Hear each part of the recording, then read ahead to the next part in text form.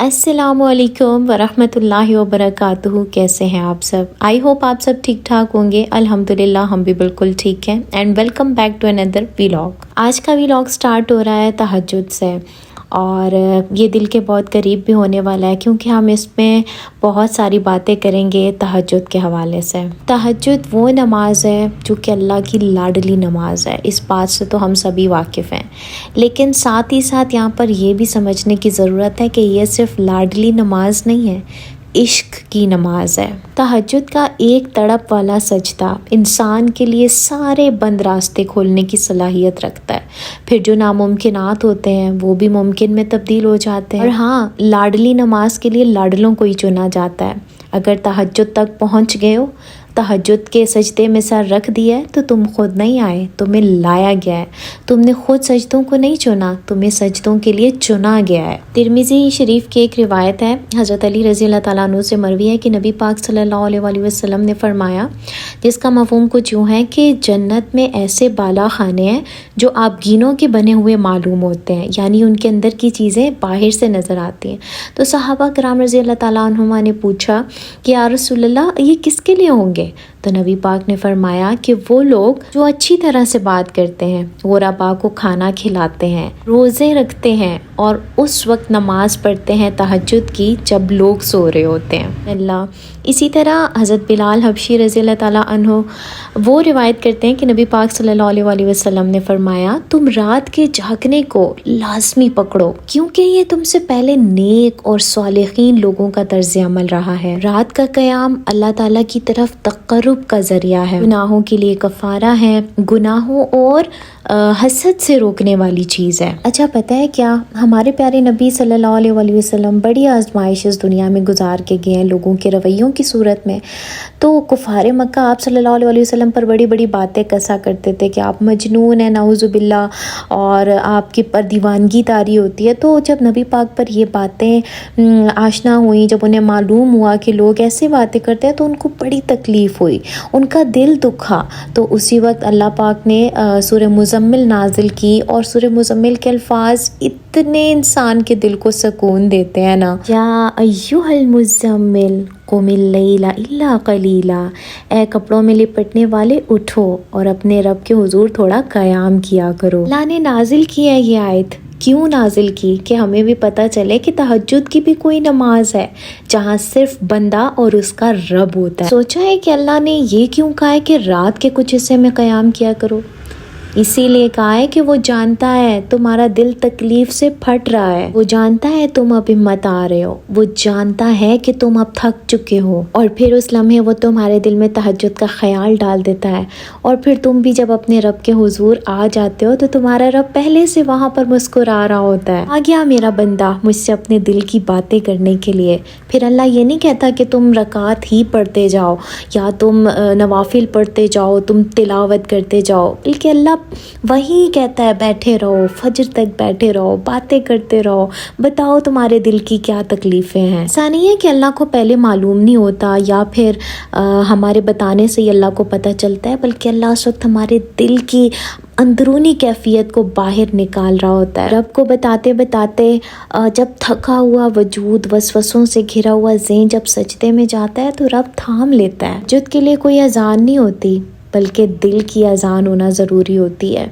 जो इश्क की तड़प है, अल्लाह से मोहब्बत की तड़प है, वो आपको इस नमाज तक लेकर जाती है। तो अल्लाह अपने फरिश्तों को कहता है ना कि मेरे बंदों के लिए अजर तैयार करो, और फिर अल्लाह तभी तो तहज्जुद की दुआओं को रद्द नहीं करता। वो रब जो है ना, उसकी सिफ़त है अल-जब्बार, टूटी हुई चीज़ों को जोड़ने वाला। फिर कैसे मुमकिन है कि तुम अपना टूटा हुआ वजूद अल्लाह के सामने तहज्जुद में लेकर जाओ और वो तुम्हें ऐसे ही छोड़ दे? रिश्ता अदवार में तो बाकायदा लोग तहज्जुद का एहतमाम करते थे, और आजकल भी हमारे बहुत से बुजुर्ग तहज्जुद का एहतमाम करते हैं। गुज़श्ता दौर में तो बाकायदा ख़वातीन उठा करती थीं, बच्चों को उठाया जाता था तहज्जुद के लिए, और वो लोग अल्लाह के हुजूर क़याम करते, अल्लाह से बातें करते, फजर तक उनकी यही मशगूलियत होती थी। اور تبھی تو ان کے گھروں میں اتنی برکتیں بھی ہوتی تھی نا۔ یاد رکھیں کہ آپ کی زندگی میں جتنا آپ اپنے رب کے ساتھ جوڑے ہوئے ہیں نا، اتنی ہی برکتیں ہیں۔ بظاہر آپ کو بے شک لگ رہا ہو کہ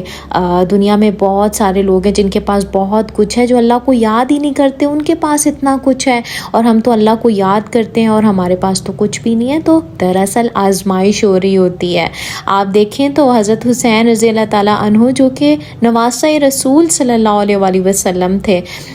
دنیا میں ان کی شہادت ہو گئی اور ان کا سر نیزے پر لگا دیا گیا اور یزید کو بظاہر فتح مل گئی، لیکن اللہ تعالیٰ کے ہاں دیکھا جائے تو حضرت حسین جنت کے شہزادے ہیں، جنت کے سردار ہیں۔ تو دنیا میں جو آپ کو نظر آ رہا ہے نا بہت بلند پایا اور عزت والا، تو ضروری نہیں ہے کہ اللہ کے ہاں بھی اس کا یہی مرتبہ ہو۔ ساری باتیں آپ سے کرنے کا مقصد صرف یہ ہے کہ نیکی پھیلانا بھی صدقہ ہے، اور جو چیز میں اپنے لیے پسند کرتی ہوں وہی میں اپنی پیاری بہنوں کے لیے بھی پسند کرتی ہوں۔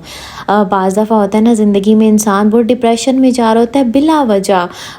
اس کے پاس کسی چیز کی کمی بھی نہیں ہوتی، لیکن کہیں نہ کہیں اس کا اپنے رب کے ساتھ بانڈ کہیں کمزور ہو رہا ہوتا ہے اور وہ دنیا داری میں الجھ رہا ہوتا ہے۔ تو ایسے وقت میں نا اللہ تعالیٰ کے ساتھ بانڈ مضبوط کرنے کی بہت ضرورت ہوتی ہے۔ تو اسی لیے آپ لوگوں سے بھی ریکویسٹ ہے، اپنی زندگیوں میں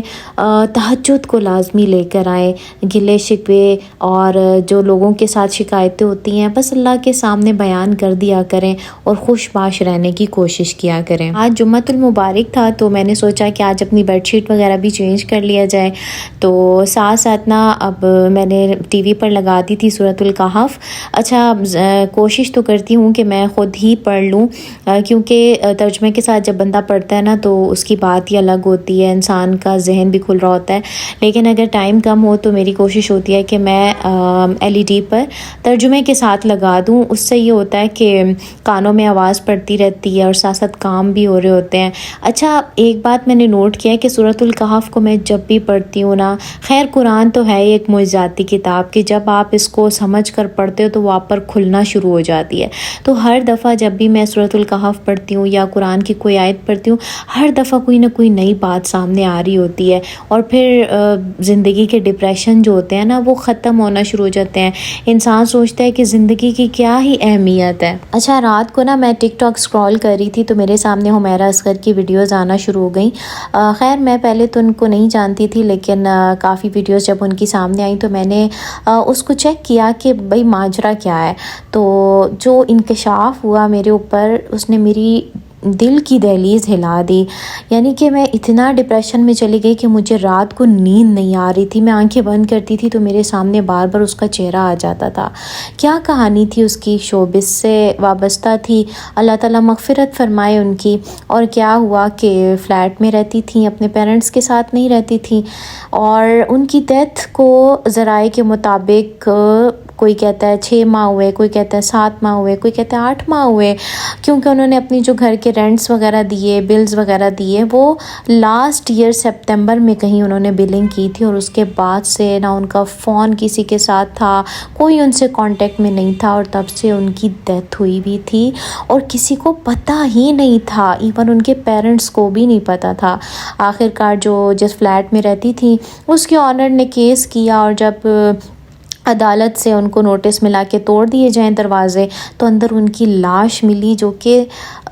استغفر اللہ اتنے ٹائم سے فلیٹ میں ایسے ہی پڑی ہوئی تھی۔ تو وہ جب کلپ میں نے دیکھا میرا دل اتنا ٹوٹا، میں نے کہا یہ ہے انسان کی حقیقت، کہ دنیا میں جب جلوہ افروز ہوتا ہے تو بھول جاتا ہے کہ اس نے مرنا بھی ہے، بلکہ اللہ تعالیٰ کہتے ہیں نا کہ جو کچھ دنیا میں ہے سب کچھ ختم ہو جائے گا اور رب کی ذات باقی رہ جائے گی۔ ہم تھوڑی سی آسائشوں کے لیے، تھوڑے سے مزے کے لیے، ایک دوسرے کو تنگ کرنے کے لیے زہر آلود الفاظ بول جاتے ہیں، دوسرے کی دل آزاری کرتے ہیں، خوش ہو جاتے ہیں کہ بھئی ہاں ہم نے تو اس کو مزہ چکھا دیا، ہم نے تو بدلہ لے لیا، اور وہ کہتے ہیں نا کہ یہی تجھ کو دھن ہے، رہوں سب سے بالا، ہو زینت نرالی، ہو فیشن نرالا، جیا کرتا ہے کیا یوں ہی مرنے والا، تجھے حسن ظاہر نے دھوکے میں ڈالا، جگہ جی لگانے کی دنیا نہیں ہے، یہ عبرت کی جا ہے تماشا نہیں ہے۔ تو رات میں نا مجھے نیند نہیں آئی، میں جیسے ہی آنکھیں بند کرتی تھی میرے سامنے اس کا چہرہ آ جاتا تھا، اور میرے ذہن میں بار بار یہی چل رہا تھا پتہ نہیں اس سے کیسے حساب کتاب ہو رہا ہوگا اور کیا کیا سوال پوچھے جا رہے ہوں گے۔ اس کا جواب پتہ ہے کیا، آج میں جب سورۃ الکہف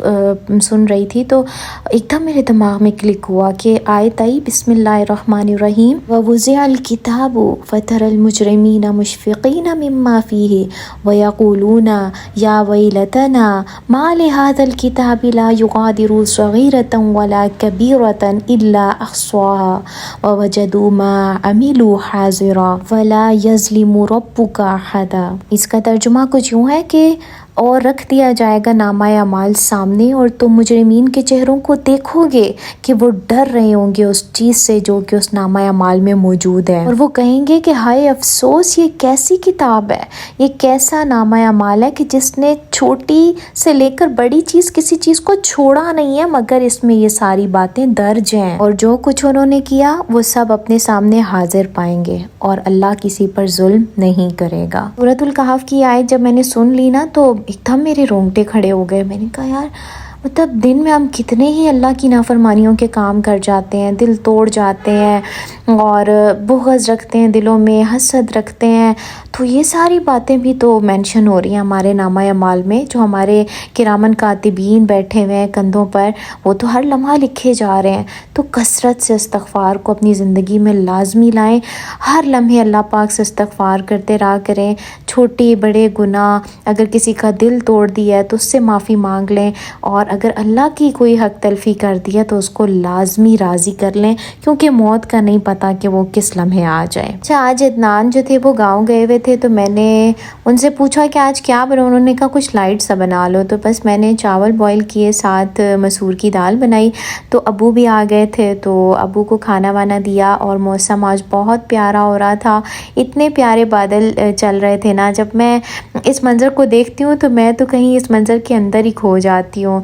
نیچر انسان کی طبیعت کو بہت فرحت بخشتی ہے۔ اچھا، ریسنٹلی ویڈیو پر میں نے صبح و شام کے اذکار پر بات کی تھی، مجھے ایک کمنٹ آیا تھا کہ آپ نا دکھا دیں آپ کون سے اذکار پڑھتی ہیں، تو پیاری میں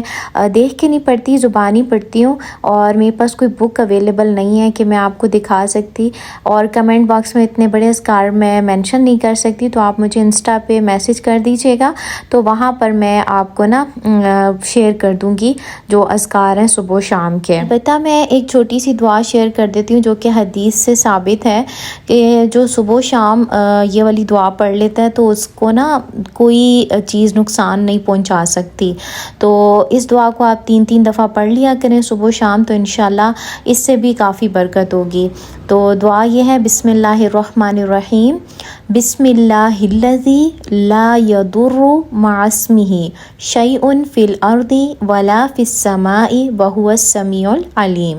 تو یہ والی دعا آپ صبح و شام 3 دفعہ پڑھ لیا کریں، آیت الکرسی پڑھ لیا کریں، سورہ فلق اور سورہ ناس 3 دفعہ پڑھ لیا کریں، تو یہ چیز جو ہے نا آپ کی حفاظت کے لیے کافی ہو جائے گی۔ تو اس کے علاوہ وہ کہتے ہیں نا جتنا گڑ ڈالو اتنا میٹھا ہوتا ہے، تو بہت ساری اس طرح کی صبح و شام کی دعائیں ہیں جو کہ آپ اگر اپنی زندگی کا حصہ بنا لیں تو انشاءاللہ آپ کو بہت فوائد ملیں گے۔ اچھا، ایک اور چیز کہ سورۃ البقرہ کی تلاوت بھی گھر میں لگایا کریں، اس سے بھی یہ ہوتا ہے کہ ارد گرد ظاہر ہے جنات بھی ہیں اور بہت ساری ہوائی مخلوق بھی ہیں، تو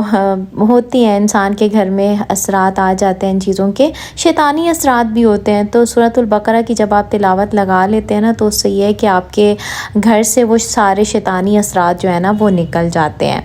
تو خیر،